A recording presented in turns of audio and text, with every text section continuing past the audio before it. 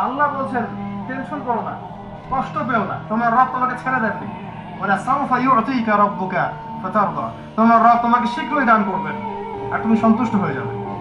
আলাম ইয়াজিদকা ইয়াতীমান ফাআওয়া, আল্লাহ বলছেন আল্লাহ কি তোমাকে ইতিম রূপে পাননি, এরপর আল্লাহ কি তোমাকে প্রতিপালন করে বড় করেননি? ওয়াজাদাকা দাল্লান ফাহাদা, আল্লাহ কি তোমাকে পথভ্রষ্ট পান নাই, তোমাকে আল্লাহ পাক হেদায়েত দেন নাই? তো আল্লাহ যে এগুলো করেছেন সে আল্লাহ তোমাকে পরকালে ইনশাআল্লাহ ভালো রাখবেন। ফাআম্মাল ইয়াতীমা ফালা তাকহার, তো তুমি এতিমদের প্রতি কঠোর হয়ো না। ওয়াম্মা সাইলা ফালা তানহার, কেউ চাইলে তার হাতকে খালি ফিরিও না, ধমক দিও না। ওয়াম্মা বিনিআমাতি রাব্বিকা ফাহাদ্দিস, তোমার রবের এই সমস্ত নিয়ামতগুলো তুমি মানুষের কাছে বর্ণনা করতে থাকো। এর পরের সূরা থেকে খেয়াল দেখবেন, সূরা আলাম নাশরাহ লাকা সাদরাক, মনে হয় দুটো একটা আরেকটার সাথে পেয়ার। আলাম নাশরাহ লাকা সাদরাক, আমি কি তোমার হৃদয়কে প্রশস্ত করে দেই নাই?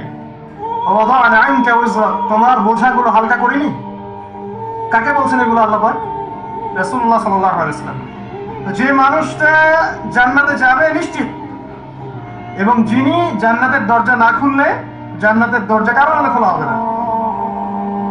যে মানুষ আছে ভদ্র, স্মার্ট, বিচক্ষণ, কোনো মানুষ পৃথিবীতে নাই। সকল ধর্মের মানুষ মানে এটা। কিছু আছে শয়তান, মানুষ রূপী শয়তান, এরা মানে না, বাট দেখবেন ম্যাক্সিমাম মানুষই মানে, হোক বা খ্রিস্টান বা হিন্দুইজম বা মুসলিম তো মানেই, সবাই মানে। মুহাম্মদ সাল্লাল্লাহু আলাইহি ওয়াসাল্লামের মতো স্মার্ট, বিচক্ষণ, ভদ্র, সুচরিত্রের মানুষ পৃথিবীতে কোনদিন আসেও না, আসবেও না। তো সেই নবীর জীবনটা আপনি পড়ে দেখবেন, আর রাহিকুল মাকতুম বইটা, যে চড়াই আর উতরাই, খালি দুঃখ, কষ্ট, যন্ত্রণা, লাঞ্ছনা কন্টিনিউয়াসলি। আমাদের নবী সাল্লাল্লাহু আলাইহি ওয়াসাল্লাম তো এক মাস শান্তিতে ঘুমানো নাই নবী হওয়ার পরে। যখন তিনি মারা যান, ফাতিমা রাদিয়াল্লাহু আনহার কথা মনে আছে না? কানে কানে কি জানি বললেন? তখন আমাদের নবী একটা কথা বলেছিলেন, আমি এই বয়সে এসে কথাটা বুঝি, মাদ্রাসা লাইফে, ইউনিভার্সিটি লাইফে বুঝিনি। নবীজি বলেছিলেন তার মেয়েকে, ফাতিমা